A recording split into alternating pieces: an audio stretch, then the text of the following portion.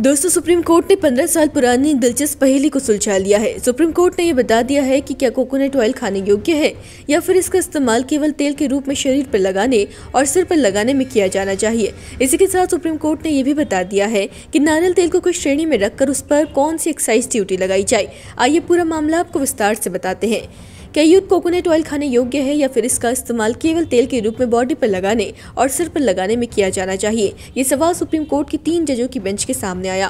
Court के सामने सवाल ये था कि नारियल तेल को किस श्रेणी में रखा जाए। क्या खाने के तेल के रूप में रखकर उस पर ड्यूटी लगाई जाए या फिर लगाने के तेल के तहत ड्रग्स एंड कॉस्मेटिक्स एक्ट के तहत इस पर टैक्स की वसूली हो। बता दें कि इस पूरे मामले में राजस्व विभाग की तरफ से दलील दी गई थी कि शुद्ध नारियल तेल को हमेशा हेयर ऑयल के रूप में माना जाना चाहिए।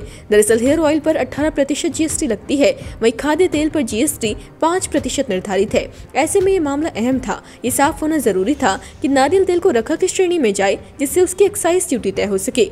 ये बहस साल 2009 में शुरू हुई थी दोस्तों, जब सीमा शुल्क, उत्पाद शुल्क और सेवा कर अपील न्यायाधिकरण ने फैसला सुनाया था कि छोटे पैक वाले नारियल तेल को शीर्षक 1513 केंद्रीय उत्पाद शुल्क टैरिफ अधिनियम 1985 के तहत खाद्य तेल के रूप में वर्गीकृत किया जाना चाहिए। संस्थित का फैसला केंद्रीय उत्पाद शुल्क आयुक्त के फैसले के विपरीत था, जिसका दृष्टिकोण अलग था। इस पर 2 तरह की आपत्ति जताई गई। एक Madan agro industries private limited थी, जो शांति ब्रांड के तहत 2 लीटर तक के कंटेनरों में नारियल तेल बनाती थी। आपत्ति जताने वाले दूसरे समूह में मैरिको कोई 4 कर्मचारी शामिल थे। बता दें कि मैरिको पैराशूट ब्रांड के तहत नारियल तेल बेचती है।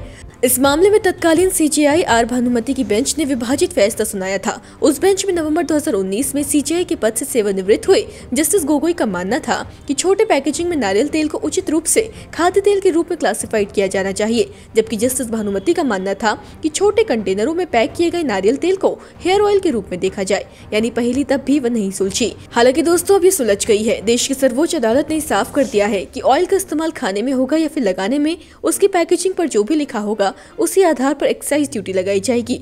सीजे संजीव खन्ना और जस्टिस संजय कुमार और आर महादेवन की बेंच ने माना कि कंपनियां जिस तरह से अपने तेल को ब्रांड करके बेचेंगी, उसी आधार पर इसे क्लासिफिकेशन पर खाद्य सुरक्षा नियमों या फिर ड्रग्स एंड कॉस्मेटिक्स एक्ट के तहत उस पर टैक्स वसूला जाएगा। सुप्रीम कोर्ट ने कहा, ये तथ्य कि इस तरह के खाद्य नारियल तेल को छोटे कंटेनरों में बेचा गया था, अपने आप में ये संकेत नहीं देता कि ये बालों के तेल के रूप में उपयोग के लिए उपयुक्त पैकेजिंग है। कोई व्यक्ति अपने खाना पकाने के तेल को कम मात्रा में खरीदना चुन सकता है।